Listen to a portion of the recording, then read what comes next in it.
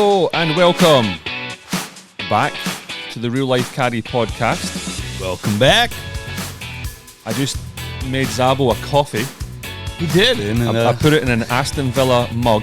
And what did I do? And he poured it into his tumbler. My Yeti tumbler. And what does it say? I don't care. I'm still shocked. Why would you do that? Aston Villa FC. Well, the Yeti keeps it a little warmer than that little Aston Villa coffee. Get an Aston Villa Yeti. Cup. That's a special cup. Well, it'd be more special if you had an Aston Villa Yeti. But talking of Yetis, yes, that is Mike Zabbo. Yes, the bearded wonder. He's been back for a few weeks. Back from vacation. You know, I've had a few listeners say, they come up to me and they, Zabbo, how was Disneyland? Did you have fun? I'm like, no, I know Gordon likes to say on the podcast that I was at Disneyland. I was not at Disneyland. My family had one of the most epic road trips, the most epic road trip I've ever taken. Do the crime, do the time, though. True, good point. But no more, yeah, done for Disneyland, with Disneyland for a little bit. Good. I'm happy to hear that. Lots to talk about, huh? We do. I mean, lots since I've been back. I've been back less than a month and haven't had a day off yet and don't plan on one for till Christmas. Bit. Yeah, till Christmas at least. Yeah, at least. Been working a lot of funny happenings. So many stories. The second half, we'll get the mailbag questions out, and there's some fan mail, shout outs. Lots and lots. I just gave you your new present as well. Oh, look, I got a brand new present. Should we talk about it now, or should I test it out first before we get back on and talk about it? Well, you can tell people what it is. Well, Sky Caddy was nice enough to send us some smartwatches, some GPS smartwatches. We got the LX5, and I'm going to give it a test run. I've always been kind of a rangefinder guy myself, but I think it is important. You know, rangefinders, you can kind of shoot front edge, shoot back edge, but this will be more precise, especially where our players hit it off in the woods and on other holes, and we're coming back to. I mean, it's going to be fun to play around with. I'm never going to ditch my rangefinder. It's good to have both. Yeah, good to have both. What I've been doing is, as you say, Sky Caddy GPS. Check them out. They sent us a couple of watches. We'll have their sales and marketing manager on as a guest at some point to talk about the technology, etc., their brand in the coming weeks or months. Sent us some watches. I've been using it for the last week or so. But how many loops have you done? Have you done like one or two in the last week? I've done about actually quite a lot, 6 or 7. We've talked about on the podcast for many years. People ask, "Are you a rangefinder person? Mm-hmm. Are you like Eddie O and just feel?" Do you use That's a one way watch? Of saying it. And I've always wanted to watch just to see it. I think there's something about having it go into the bib every literally 2 seconds.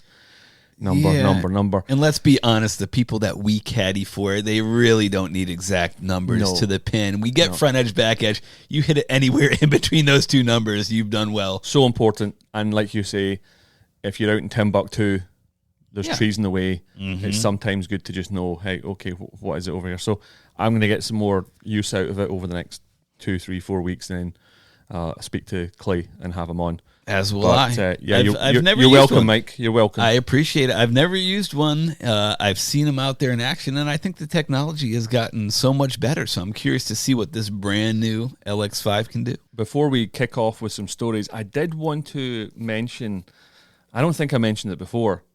Okay. But we can cut it out if I did. I was contacted by a number of people about 2 months ago, notably Eric Yanger, who's up in Oregon, and also Derek Jernstedt. Jernstedt from Man of Steel. Where's he from? The Bay Area. Oh, okay. They both had contacted me. Apparently, Cobra Golf had a limited edition special Chipotle driver head cover, and had asked. You didn't know about this? And none of the listeners that listen to this podcast sent one in to me? I'm surprised Chipotle didn't send it direct. That's a good point. All your hookups. That's true. I know a lot of people at Chipotle. Foley, I'm talking to you. I'd maybe got in the text message to those guys, but apparently it looked like a tall boy. Like maybe even like a 45-ounce beer. Silver on the outside. It looked pretty awful to me, but you'd have absolutely loved it. Well, you know what they probably mirrored it after? It's their burrito wrap. That's exactly what it was. Oh man, and I didn't get one. Somebody out there had to snag one for me. Maybe it's in the mail. I don't think they were cheap either. By the way, Zabbo. I think they were like running a couple of $100. Yeah. Oh, you can't even get it anymore. Yeah. No, they were limited edition. I see it. Cobra Golf and Chipotle teamed up with Max Homa to cook up a fresh limited edition collab featuring a foil wrap burrito head cover and a chip bag inspired shag bag. A chip bag inspired shag bag? There you go. Dang. It teamed up with Max Homa. I'm sure he was influential in a lot of that. Maybe they gave him one of those sweet Chipotle cards for life. Yeah, he probably used it once, and that was it. That was as far as it goes. Yeah, while we're talking about Chipotle, did you see the press conference that Scotty Scheffler had like a month ago? I might have been after the PGA, and he was talking about has fame really changed you, or you noticed everywhere you go? He's like, well, let me put it to you this way. He goes, there's two Chipotles in my hometown.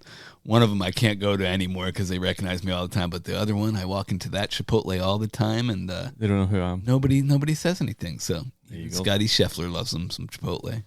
Well, I haven't mentioned it much in the last couple of episodes because I was in the process of receiving the treatment.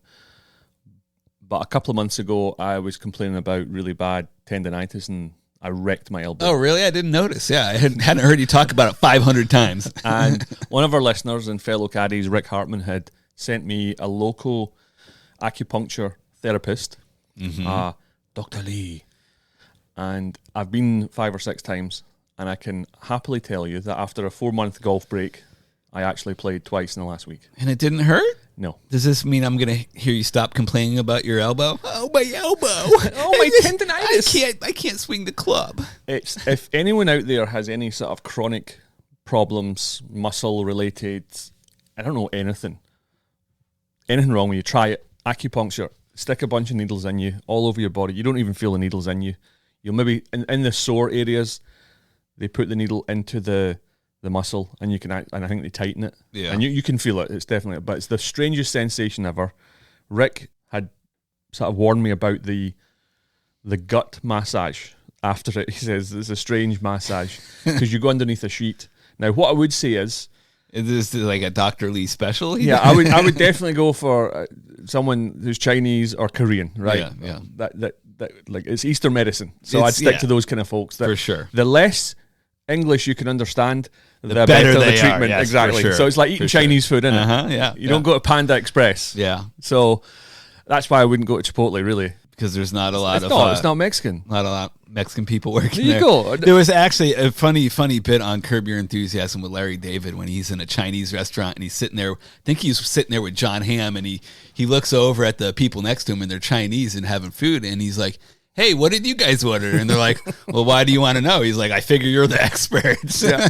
Well, that's exactly it. I took my treatment. He would tell me what he's doing.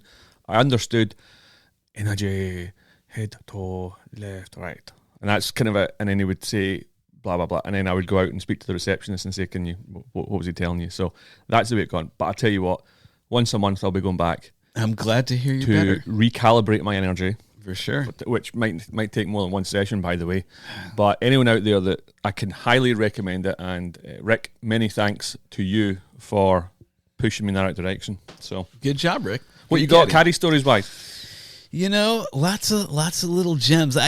Not too often do we talk about specific golf shots, but I've had a few in the last month that I just figure I have to mention because it was just, to me, so impressive to see it done.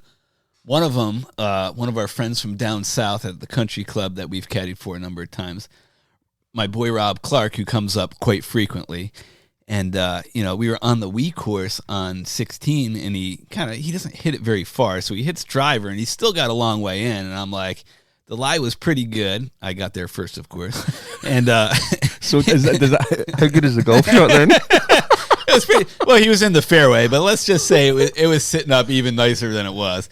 And I was like, dude, I think you should hit your driver again. He's like, let's do it. And he wasn't ever opposed to hitting driver off the deck. Hit driver to like just short of the green. And it was like probably 15, 20 yards off the green. But I'm like, you got to putt this. I mean, you got to have a chance at 4. He's not a fantastic golfer. And he knocks it up there to like 4 feet, makes it. Okay, so whatever. He makes that. 2 holes later, we get to 18. He hits a kind of bunts a driver out there. Again, sitting up pretty in the fairway. I was like, dude, we have to do it again now. He stripes his driver to about 8 feet. He missed the putt, but the last 3 holes, bad read. But the last 3 holes, he hits 4 drivers. I mean, he hits driver twice and puts it on the green. Well, damn near on the green of 16, but makes 2 pars. Unbelievable. 4 drivers in the last 3 holes. I feel like driver off the deck, or as it's commonly known, DOD. DOD. We call the DOD the Department of Defence back in the UK, so it was never used as a term. Yeah, but true. DOD, you either have it or you don't, and I don't have it. Yeah, a lot of people don't. I don't know. I think maybe the stiffer the shaft, probably the harder it is. Cause for sure. And you're predominantly going to hit a cut shot when you're hitting driver off the deck because it's tough to kind of square it up and get any right to left movement. You really got to put some torque on it to get some right to left movement. Mm-hmm. But yeah, it's impressive when people pull it off. I do it a lot on the 18th at the big course when they get near that tree. When they get near that tree or behind it and close to it, they're like, I never play the shot. I'm like, well, I know you don't, but now is the time for it. Because the worst you're going to do is you're going to hit it and it's going to go screaming low, but it's going to stay under the tree, and that's all you need. Unless, when I talked someone into it once, I said, don't worry about it. You'll go underneath the tree. And what do they do? They break their driver. No, they hit the tree for negative yards. So sorry, it doesn't about always work. I caddy for a group of lads. Bobby from Texas, Dallas. He knows who he is. Bobby. Top lad. And he brought out a bunch of Argentinian polo players. They were part of it. His boss owns a polo team. That's some serious money when you own a polo team. Yeah, that's his hobby. Yeah. But Bobby, great lad, he came out and he brought all the polo players just before the season kicked off down south. And we're on the wee course. And there's a lot of deer. Tons of them. The Argentinian lads, I don't know if they have deer in Argentina, or maybe they might not. Maybe they only have one gender down there as well, because the lads were saying, "Oh, look, look at the female, and we're kind of. I thought they were having a laugh, and we're like, "What do you mean the female?" I says, "That's a male." He goes, "How'd you know?" Got horns, bear. and I'm looking at Bobby. We're like, I said, because it's got things called antlers. Yeah. And they were shocked. They weren't, the type that were having a laugh. A boy, yeah. But there you go. People don't know. I had, speaking of golf shots, I had this other one. So, a lot of bench jobs since I've been back, a handful. But I pick up this guy off the bench, and you're getting to know his game, and we're through 2 or 3 holes, and he's hitting it okay, but I'm not really. Sometimes you click with their yardages more than other guys. This guy wasn't clicking with his yardages, and he was long, he was short. And then we get to the 6th hole, and we get to the 8th hole at the Wii course, number 1 handicap hole, and he's 153 to a back pin. So it's a tough green. It is a tough hole. Would you the play back him? pin is tough. So it's 153 playing 160, 65. I'm like, let's just, you've been striping them. I know we've been short. Let's hit the 7-iron. And he roasts a 7-iron, and I see it land and bounce. I'm like, I can guarantee you that one's not short, and it's definitely not long. I was like, that was perfect, Rich. That was his name. It was Rich. I was like, Rich, that was perfect. You hit that good. And we're walking up there, and I'm driving up. He's walking, and I don't see the ball. And I'm like, in my head, I'm thinking, I know he wasn't long. There's no chance he was long. I couldn't see the pitch mark. I'm like, there's only one possibility from where I saw that ball. It has to be in the hole. There's no other ball up there. I say, it has to be in the hole. So he's walking up, and I'm like, Rich. I say, Rich, tell Joe and Steve. I'm like, tell them to get their phones out and videos. He's like, what's going on? I said, I don't see your ball. It has to be in the hole. He's like, no way. It's long. I was like, bro, your ball is in the hole. And they got out their phones from different angles, and Rich is walking up, looks in the hole, and looks at me and starts shaking his head. And I'm like, oh, no. And then he reaches down, picks up the ball. Made a 2-on-8. Never seen that before in 19 years at the resort. Never seen a 2-on-8. That's fantastic. Pulled it out. It was unbelievable. That would be a good segment for a future episode, is to talk about shots that we actually do remember. Yeah, because so many people come back and they're like, hey, you remember that 6-iron I hit last year to like 9 feet and I made the putt? No, bro, I don't remember that. But there are memorable shots. There are a dozen. I will never forget that shot because I've never seen a 2 on that hole before. Very memorable. One of our listeners, Goldie, was down in town last month. I think I'd mentioned it, but he'd called me and he said that his son, Cole, nice lad, had made the decision to come down to play golf as opposed to, because he graduated high school. Mm-hmm. So he came down here for some golf as opposed to going to Mexico, Tijuana. Yeah. Which, Smart to be honest with you, decision. would probably be the very smart decision and probably the better decision. I'd rather come here to play golf. I'm not gonna lie. Goldie talks like he's a +5. And Goldie. I said to him, "What is your handicap?" And he's like, "Well, I'm like 11." I was like, "No, you're not. Come on." But I'll show you a video later of the whole dress down of talking about the shot in number 7, par 3, and the way he talks about it. Oh, you got Goldie on video dressing it down? He's another one of those like concrete Ricky who tries to get the other guys in the group either hammered or taking whatever he's taking, and he's just 100 miles an hour. He is mental. He's absolutely like, it's brilliant, but right up your alley. For the wrong people, it's exhausting. Yeah. I can handle it, and I'd quite enjoy it. He was gutted that I didn't go for dinner with him. Sorry, Goldie. For 12 holes, he badgered me and tried to guilt trip me. You didn't relent. I stayed firm. Yeah. But you'll have to come out. He's got to come back down. He said he'd bring some clients down. You've got to come out and experience the Goldie. The Goldie show. Spreading his wings, his true colors. It's unbelievable. It's the way that he'll like. And I've played golf with him. He doesn't talk this way when he plays. It's when the caddies there. Yeah, he wants to be like a tour pro, and say, "Here, listen, how do you think I can get a 6 there? Yeah, I can get a 6 there, can't I?" I'm like, "Dude, it's 210. You can't hit a 6. You skull it, you thin it, you're still not getting it there." And then he's got all the mannerisms where he's kind of looking back. He chews tobacco, he spits. He's twirling the club in his hand, and then and then he'll turn to you. I got this one. You think I got this one? Yeah. He's kind of like the WAG show. He's actually, you know what? Those two together. Maybe you should put him on that job. Oh man, maybe we'll get him. But in maybe it's like singles. Oil and water. You put them together, it would go bad. It'd be good. No, I think it'd be oil and fire. Yeah, it would go to the next level in a good way. Yeah. Nutters, yeah. Absolute nutters. But it was fantastic. And his son's away to college now, so hats off to him. And he was away to do summer classes, so completely different from Dad. Yeah, He's gone totally opposite direction. Good thing the apple falls far from the tree in that one. Yeah, yeah, it fell into a different garden. I think. Yes, that's a good thing, probably. Yeah, I said, when does your college start? He said September. I said, and you're going on the 5th of July. I want to get a head start. I said, you're going to go and party? He goes, I don't party. I'm not. It's not my thing.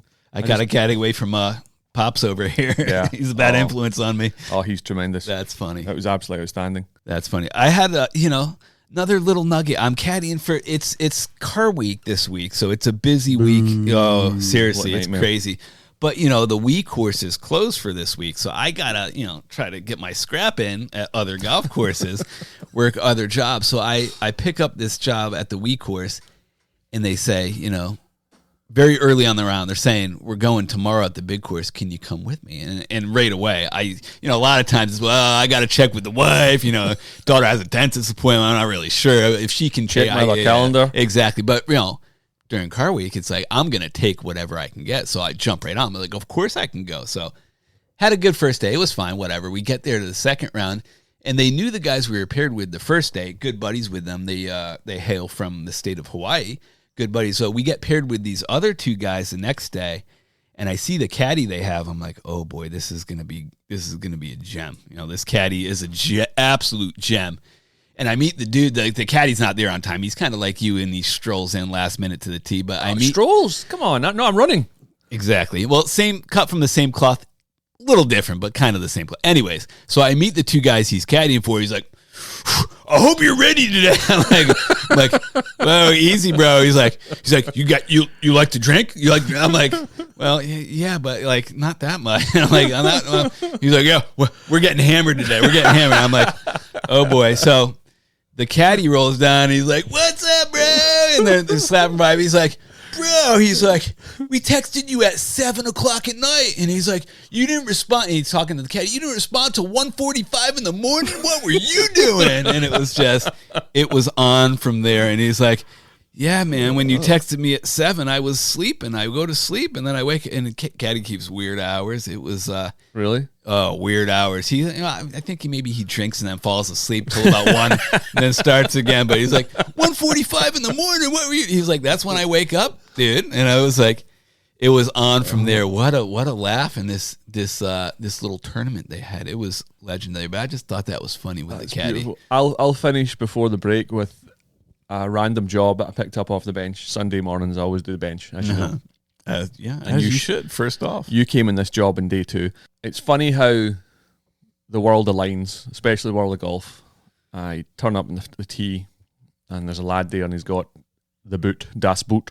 Das Boot, yes. Oh, so Justin. It's like a ski boot or snowboard. It looks like he's going snowboarding, and I'm like, oh, here we go. This is perfect. We're going to be driving to the ball today.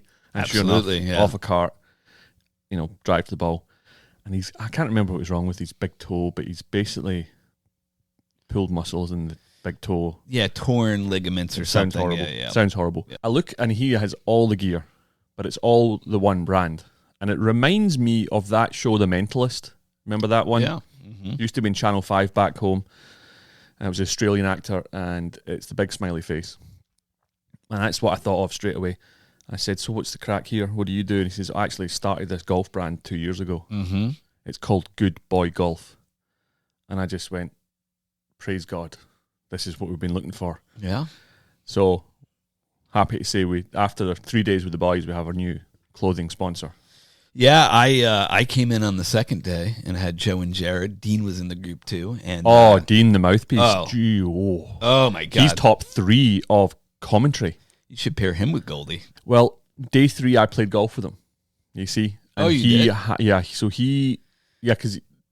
So here we go. So the last day that was supposed to be a 4 caddy, you ended up playing? Yeah. So there was another member in the group, Joe, and he brought his wife. He was that guy. Joe. I had to go pick her up, yeah. Yeah, so you picked her up. Listen, all nice people, we're not complaining. Very nice. But he brings the wife out for the last 9 holes, last 6 holes the first day, and then Justin texts me speaks to me on the Tuesday night. He says, listen, do you want to just play with us? And I went, sure. Why not? He goes, well, obviously it was meant to be a foursome, but Joe's decided to play with his wife. Oh, jeez. Joe. I think he's probably going to get cut from the wolf pack because that's wolf pack cutting behavior. For sure. Sorry, so Joe, you're out. That's why I was playing. But yeah, you came along day 2. Strike 1, you brought her on the trip. Strike 2. Well, no, all the wives came on. Oh, yeah, but that's okay. Well, strike 1, you brought her onto the golf course to watch us play. Then strike 2, you bail on the team to play with her. Come on, Joe. Strike 3, you're out. Was probably before that, walking down 14 at the wee course holding hands. Oh, yeah. Bad. Yeah. But I was telling you, so Dean didn't sleep all night. Very quiet. Didn't say a word. On the day 3? Day 3. What happened? Well, he didn't sleep. A little Colombian marcher powder. This guy doesn't need that.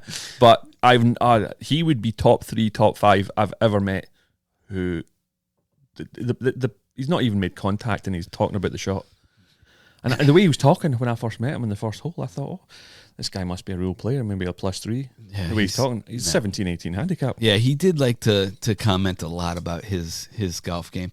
But the brand, Good Boy Golf, I mean, really, really quality stuff. They cater mostly to, events, member guests and stuff like that. But Justin gave me a little care package and it was boxed up really nice and quality clothing. The golf bag that he had was other than the strap, which we're going to hopefully help him with, the golf bag itself was very light, very well put together. We will have him on a future episode as well because I know he wants to talk about it and I would like to push it because there's a few reasons. He's a good dude. But I said, what was the inspiration?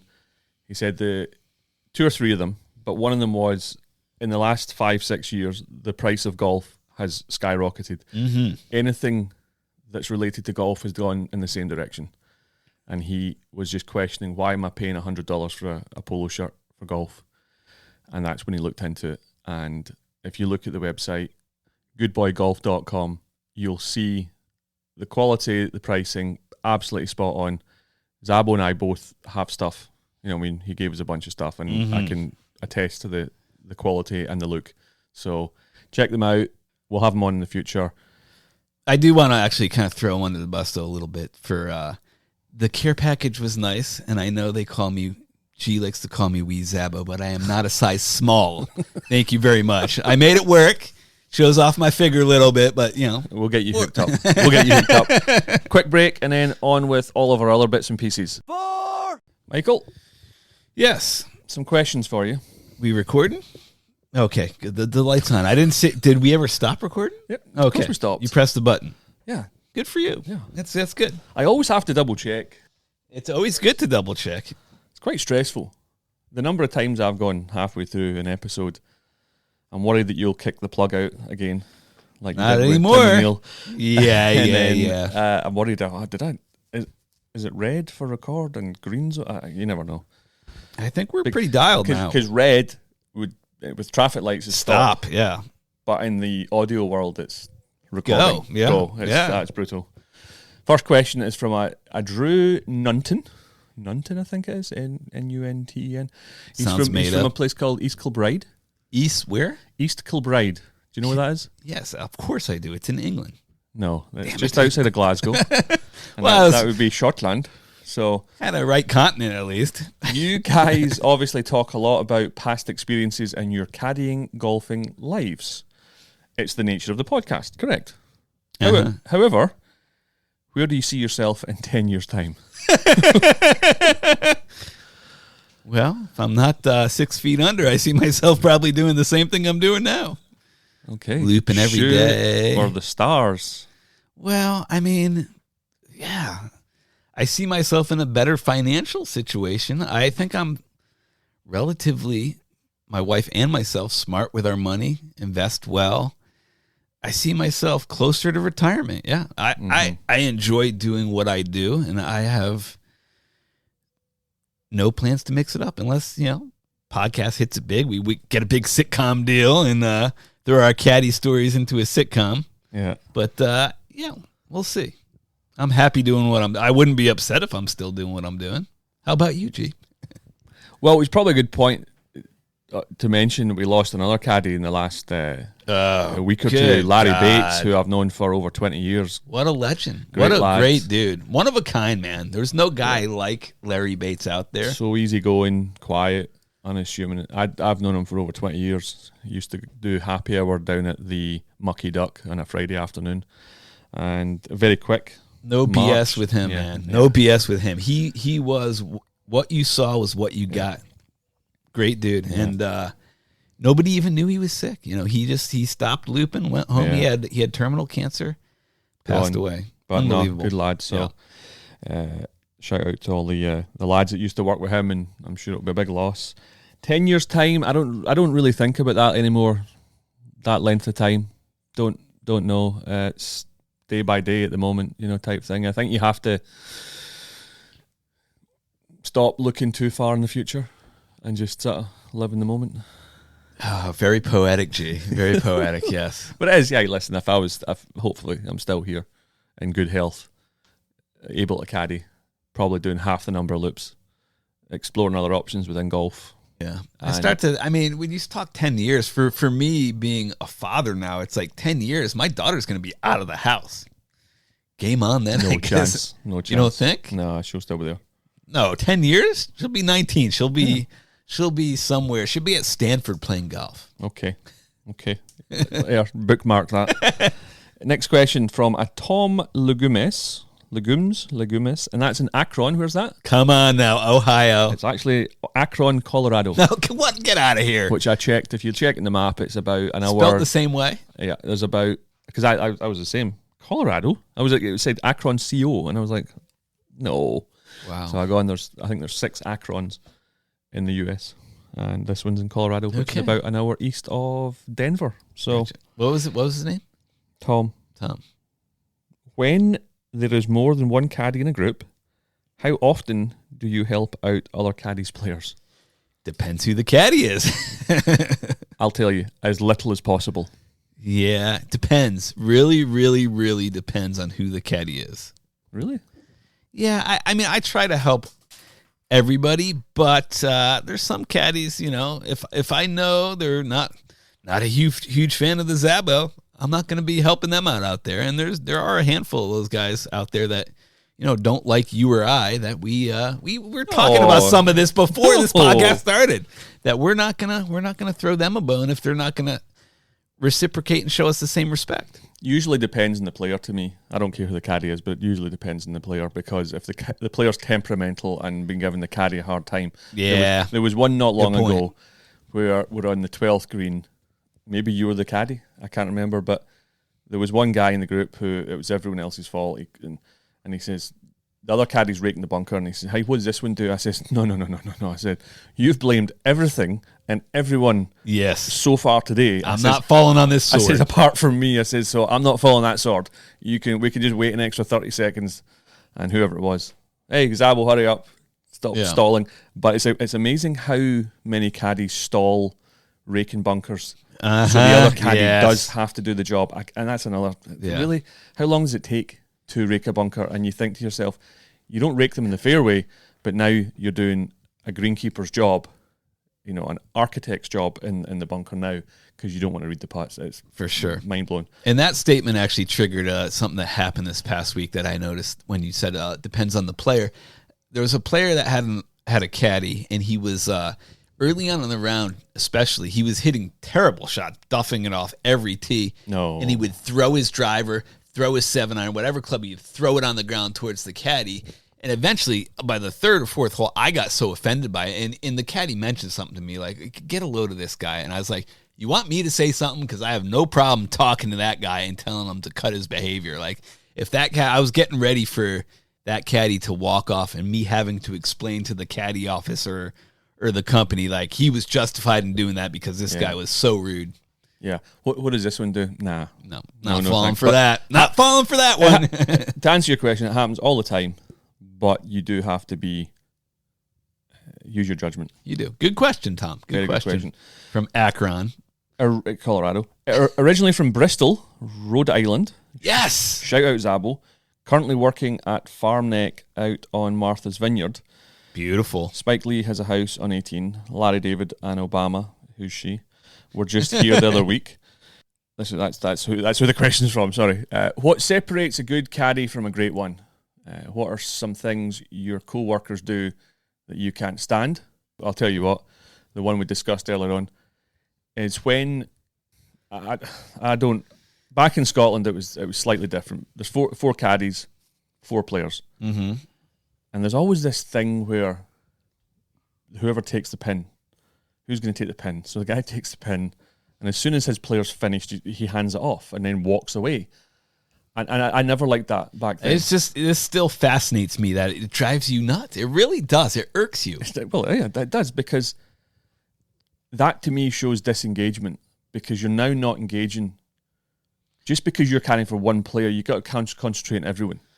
So unless you're going for a fag, unless you're going for a P, unless you're going to the next tee to get the number to then pass the information to the other caddies, unless you're being prepared or you're going for a drink of water or you're doing something, I don't understand why you can't stand in the green and just watch and wait, because you're not going to finish the round earlier. Maybe in a situation where the group are slow, it's acceptable. But I don't understand this. Oh, you just don't like touching flag sticks. I take flags all the time. What are you talking about? But they go, okay, I'll take the flag. My players are finished. Hand it to you. But the worst, then guys just stand in the green as well. So if I take the pin at the beginning, I hold on to it, unless I have to do one of the former, right? Which is, I don't smoke, and I usually I don't pee just off the green. So I'm happy to just stand there and watch, because it's about engagement with the players.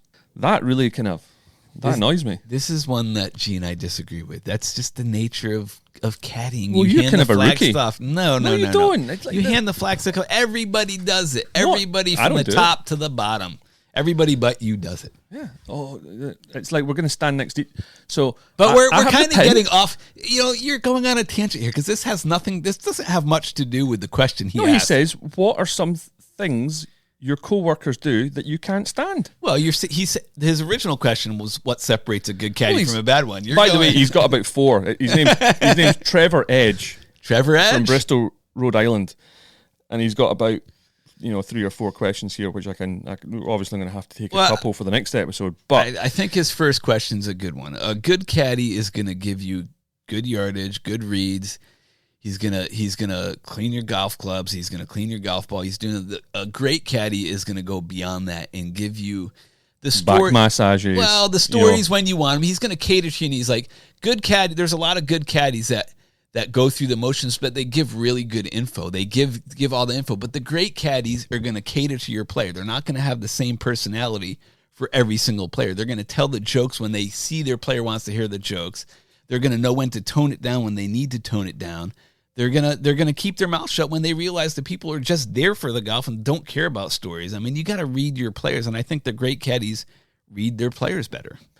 A good caddy takes the pin and then hands it off to the other caddy when his players are finished. A great caddy will take the pin and stand on the green until hold it to the bitter end. The last man's through the gate. I once actually saw Zabbo. What's a great caddy? The guy was complaining about lower back pain, and Zabbo had him lie on the bench.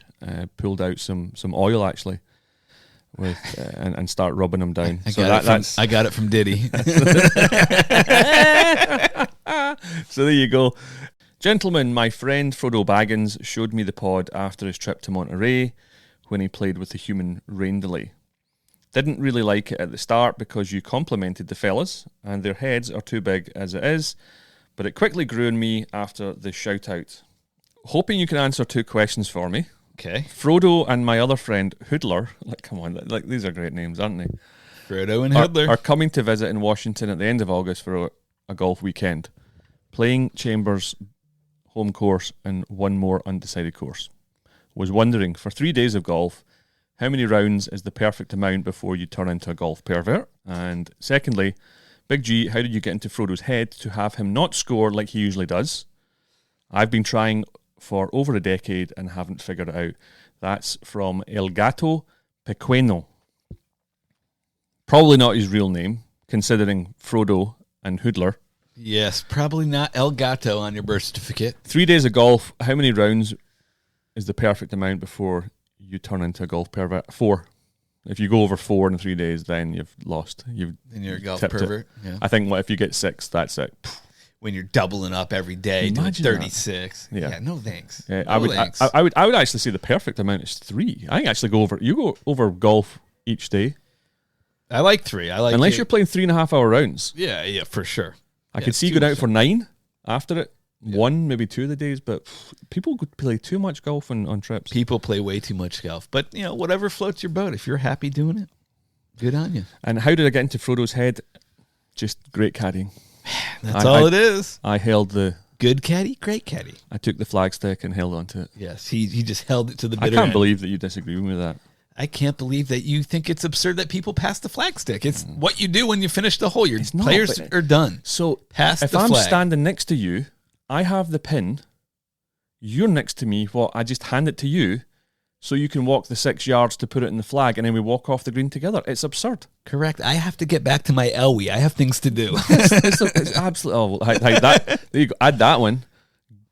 Bad caddies use Elwees. Good caddies don't. And great caddies don't use the Elwee and then take the flag. Well, funny enough, last week I had, maybe it was a sign. I had an Elwee and I was on the 4th hole at the Wee course.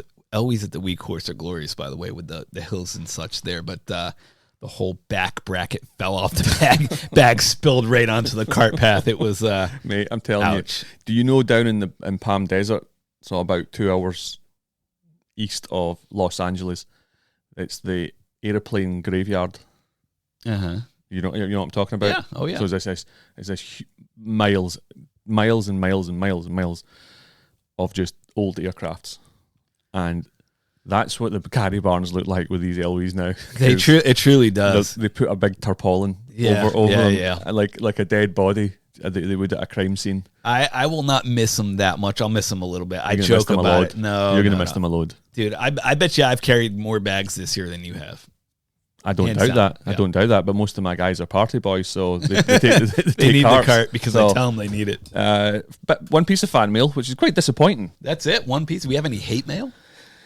Only the reviews. Yeah. Nice episode, Big G. Sounded like Rye the pet guy visited a lot of bunkers throughout his playing days. Yes, I can attest to that. He probably wouldn't care what kind of sand was in there if he'd kept the ball on the green stuff. And that was from Kevin from Folsom. Thank you, Kevin. Boys, or now, if you do want to get in contact, there's loads of ways to do it. Social media, just search for the Real Life Caddy Podcast or Glorified Donkey. You can send us a text on your phone. Of course, you can do it on your phone. You can send text to anyone on your phone. But if you go to the notes on your podcast platform, just say send the boys a text. You can send us a message. We'll take serious or nonsense. Don't really care. Yeah.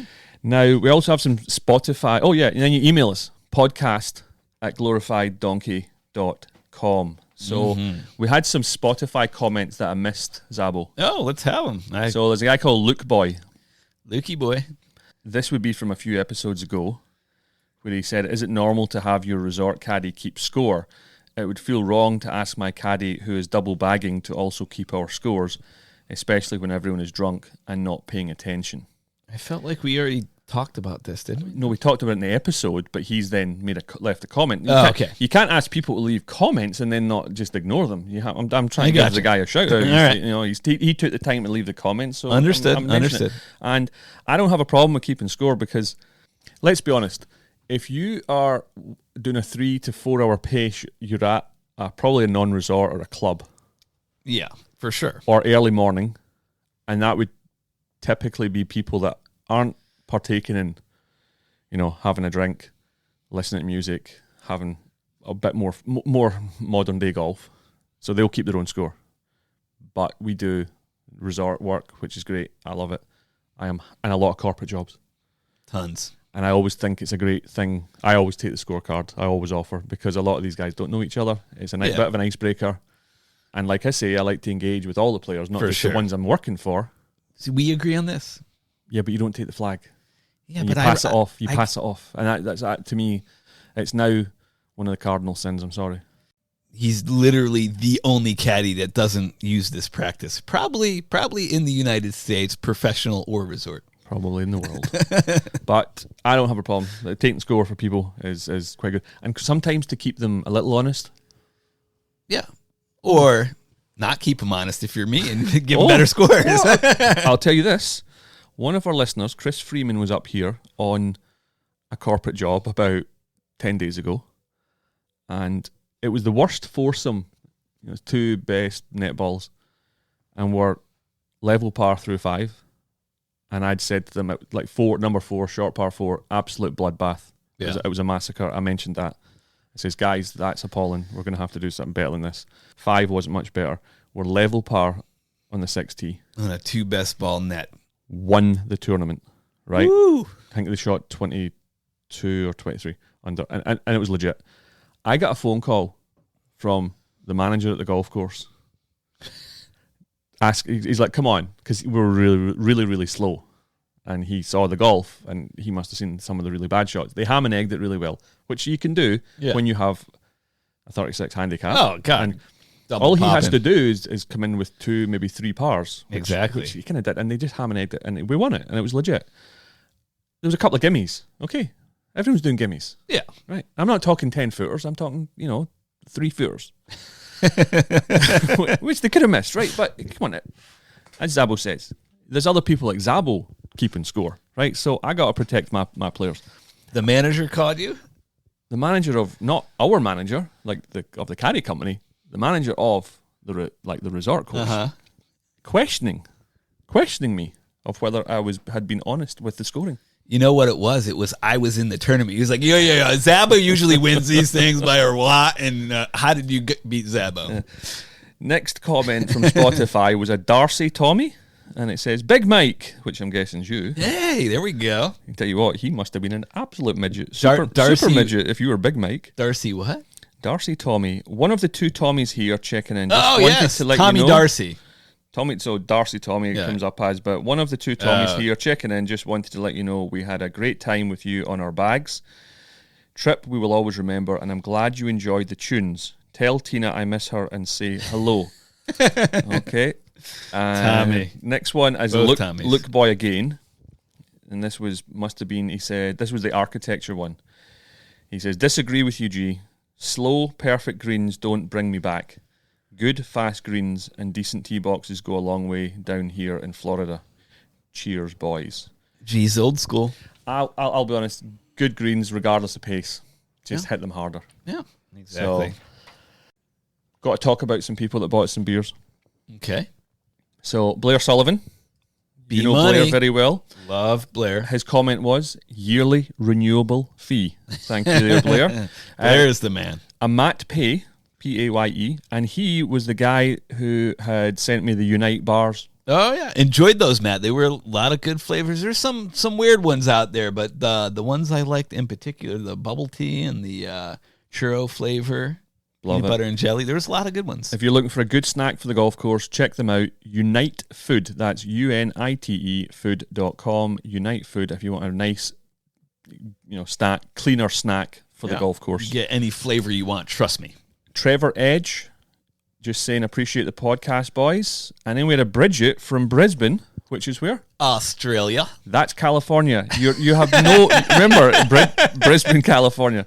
She says, loved when I heard you answer my question about who you both would play with in the last episode, which would have been, I guess it was last episode. And as I will always say, my lovely wife. Yes. Worked my way through around 50 of your podcasts now. Wow. That's prolific. Dang. That's a lot of free time. Mm-hmm. At my business now, when we get difficult clients who are rude, I tell my staff, wheels up soon, and they all get the meaning and laugh. Isn't that funny? So that's the code for... Taking my PJ way. That is tremendous. That's absolutely fantastic. Well, you're Atta absolutely girl, welcome Bridget. there, Bridget. Yeah. And I will give you my shout-outs before you give yours. Chris Hislop, Hilo, will be having another one of his tournaments at the beginning of November. Nice. Drive for a Cure. Check them out. Drive for a Cure. And that'll be the 4th, I think. The ground in Phoenix is extremely hard, so the water doesn't soak in, even during monsoon season. We get thunderstorms daily. The sand in our bunkers is more like soft ground up dirt, not the white silica type sand. And that again we'd mentioned about how people... why the water doesn't drain in Arizona. Yeah. And I'd mentioned I think it's because it's basically at the bottom of a tundra. So there you go. Thank you for confirming that, Hilo. Dion, Irish Dion. Oh, you fat pig, yeah. Yep. He is the Irish pub owner over in New York. And I asked him, what is the name of the bar? It's called Francie Brady's. Francie Brady's. It's 72 Main Street, Yonkers. Check it out. Hey, Yonkers, New York. Tell them Zabbo and Big G sent you. Yeah, if you head into Francie Brady's and you mention the podcast, I guarantee you'll get nothing.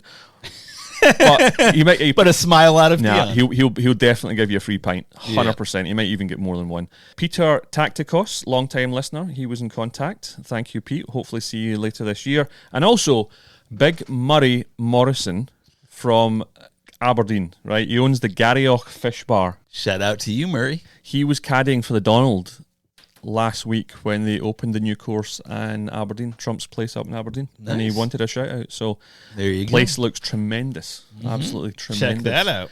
Zabbo, what you got in the way of shout outs, old boy? Got a shout out to my boy Rob Clark and his amazing drivers off the deck. Do you think Rob Clark goes, oh yeah, my boy Zabbo?